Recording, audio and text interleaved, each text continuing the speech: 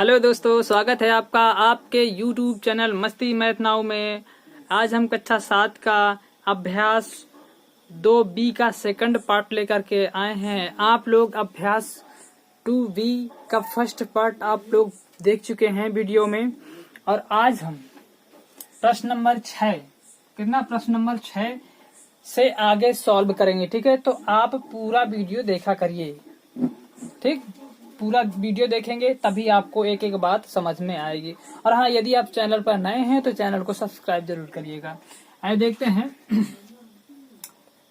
अपनी अभ्यास पुस्तिका में रिक्त स्थानों की पूर्ति कीजिए। यहाँ पे देखो रिक्त स्थान सभी में दिए हुए हैं, और इन रिक्त स्थानों को हमें ज्ञात करना है और उसके बाद वहां पे हमें लिखना है। ठीक है, तो हम कैसे ज्ञात करेंगे। यहाँ पर लिखा है पहला नंबर 4 गुणे 4 गुणे 4, फिर इसके बाद डैश डैश का चिन्ह लगा है, फिर 20 बार बराबर, मतलब 4 कितनी बार लिखा है, 20 बार लिखा। ठीक है, फिर यहाँ कोष्टक का चिन्ह है, कोष्टक के चिन्ह के अंदर डैश डैश का चिन्ह लगा है, फिर के घात में 20 लगी है। ठीक है ना। कह रहा है 20 बार, क्या 4 4 20 बार लिखा है, तो हम यहाँ पे क्या भरेंगे। अगर उसके घात में कितनी भी संख्या लिखी हुई है, कोई संख्या है उस संख्या के ऊपर, मतलब घात में कोई भी संख्या लिखी है, घात कोई भी लिखी है, तो आधार को हम जितनी घात लिखी होगी ना उतनी बार लिखेंगे, आधार को उतनी बार ही लिखेंगे। तो देखो यहाँ जैसे 4 गुणे 4 गुणे 4 या 20 बार लिखा है, तो यहाँ पे हम जो कोष्टक लिखा है तो यहाँ पे हम केवल 4 भर देंगे। क्या, केवल 4 भर देंगे। क्यों, क्योंकि 4 कितनी बार लिखा है, 20 बार। ठीक है ना, 4 कितनी बार, 20, तो 4 के घाते 20 हो जाएगा। आंसर हमारा 4 के घाते 20 ही आएगा। ठीक है, इसी तरह देखते हैं सेकंड नंबर। अभी तक हमने आपसे चर्चा की थी कि यदि आधार समान हो तो गुणा में घाते जुड़ जाती हैं और भाग में घाते घट जाती हैं, परंतु यहाँ पे देखो आधार समान नहीं है, आधार अलग अलग है। ठीक ना, जब आधार अलग अलग हो और घाते समान हो तो आधार का गुणा हो जाता है। ठीक ना, जब आधार अलग अलग हो और घात समान हो, घाते समान रूप में लिखी हुई हो, तो आधारों का गुणा करा देते हैं। ठीक है ना, तो यहाँ पे अगर गुणा करवाएंगे हम तो कितना हो जाएगा,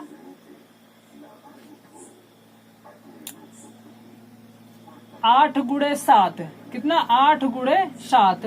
अगर 8 का गुणा 7 में करेंगे तो 8 सते 56 हो जाएगा। ठीक है, 8 सते 56, तो यहाँ पे जो खाली स्पेस पड़ा है तो यहाँ पे हम 56 डाल देंगे। ये 56 भर दिया। क्यों, क्योंकि भाई अगर आधार समान होते तो घाते वहां पे जुड़ जाती गुणा में। ठीक है ना, परंतु यहाँ आधार अलग अलग है, घात समान है, तो घात को एक ही बार लिखेंगे। जैसे यहाँ पे देखो 6 लिखा है, घात को हम एक ही बार लिखेंगे और आधार का गुणा करवा देंगे। जो गुणा करवाने पर हमें फल प्राप्त होगा उसको हम ये इस कोष्टक के अंदर रखेंगे। ठीक है, हमारा आंसर जो आ रहा है वो 56 ही आ रहा है। क्लियर। आइए देखते हैं तीसरा। यहाँ पर लिखा है देखो 9 के घाते 12 बटे 5 के घाते 12। ठीक ना, इससे पहले आपको बताया गया था कि अगर कोई संख्या, मान लो कि यहाँ पे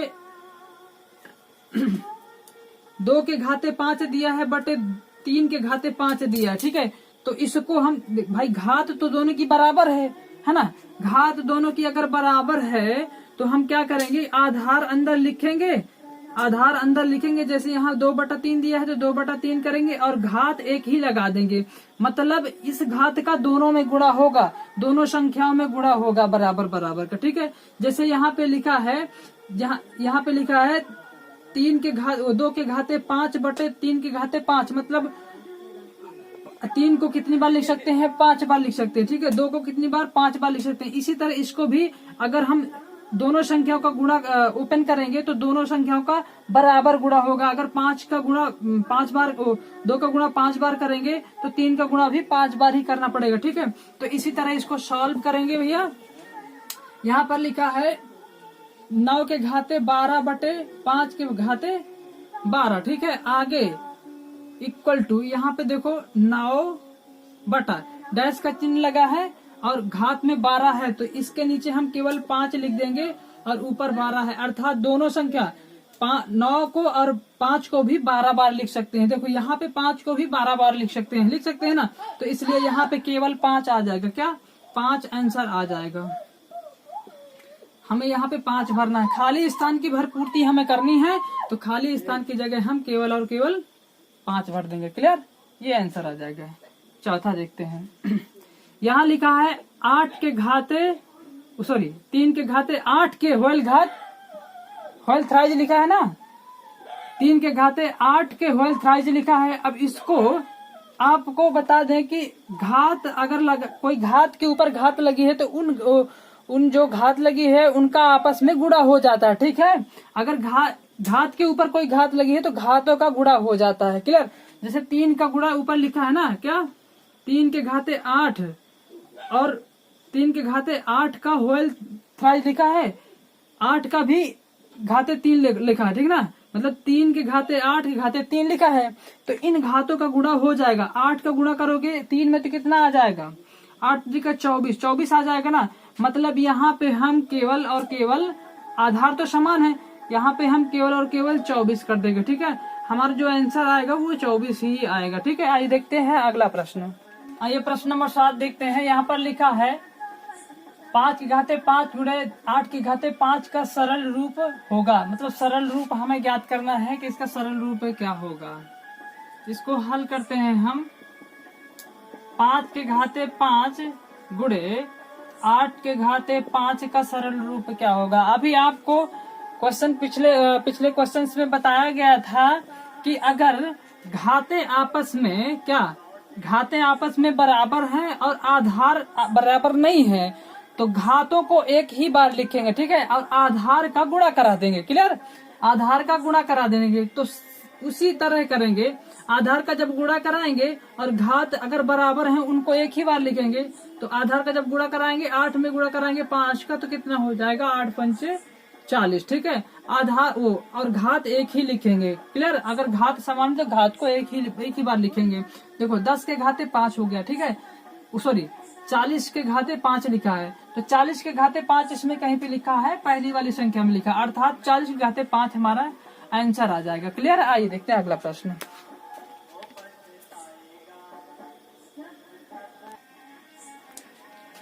आइए प्रश्न नंबर 8 देखते हैं। -3 के घाते 4 भागे -3 के घाते 2 का मान ज्ञात कीजिए।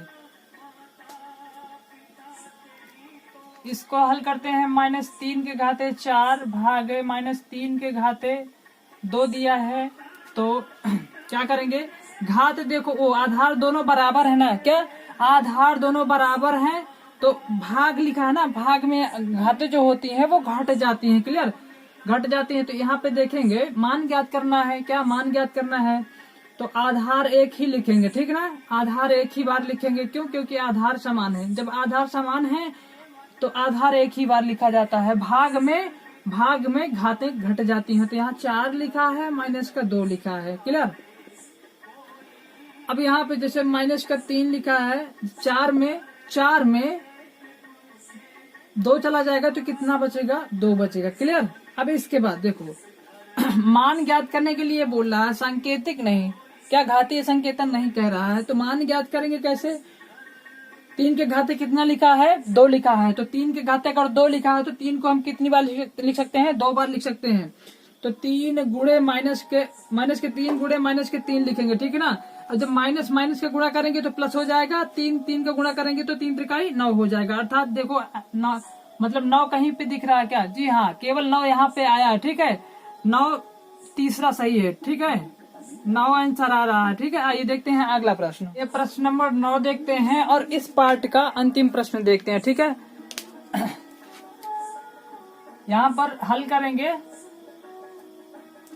4 गुणे 5 के घाते 2 प्लस 5 गुणे 4 के घाते 2। ठीक है, अब इसका हमें मान ज्ञात करना, क्या मान ज्ञात करना है, घातीय संकेतन नहीं, मान कह रहा है तो हम मान ज्ञात करेंगे। देखो यहाँ 4 लिखा है गुणे 5 के घाते 2 लिखा है, अर्थात 5 को हम कितनी बार लिख सकते हैं भैया, 2 बार लिख सकते हैं। कितनी बार, 2 बार।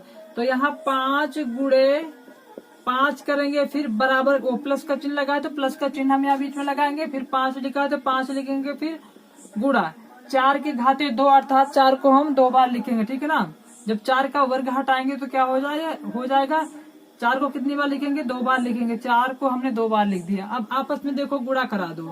4 का गुणा जब 5 में कराओगे तो 4 पंचे 20, 20 पंचे 100, यहाँ 100 आ जाएगा। प्लस कितने है तो प्लस का चिन्ह यहाँ पे लगा देंगे, ठीक है ना।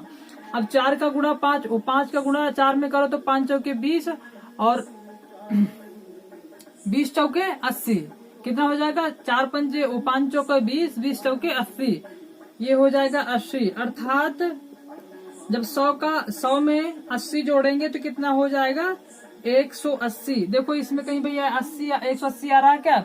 जी हाँ, देखो 180 चौथे नंबर में आ रहा है, ठीक है। अर्थात आंसर हमारा 180 ही होगा, 180 ही आंसर होगा। तो ये चैप्टर, ये पार्ट यहीं पे समाप्त होता है। अगला पार्ट फिर अगला अभ्यास फिर से लेकर के आएंगे। उम्मीद करते हैं कि आपको एक एक बातें समझ में आई होंगी। तो ये चैप्टर यहाँ पे क्लोज करते हैं। तब तक के लिए जय हिंद।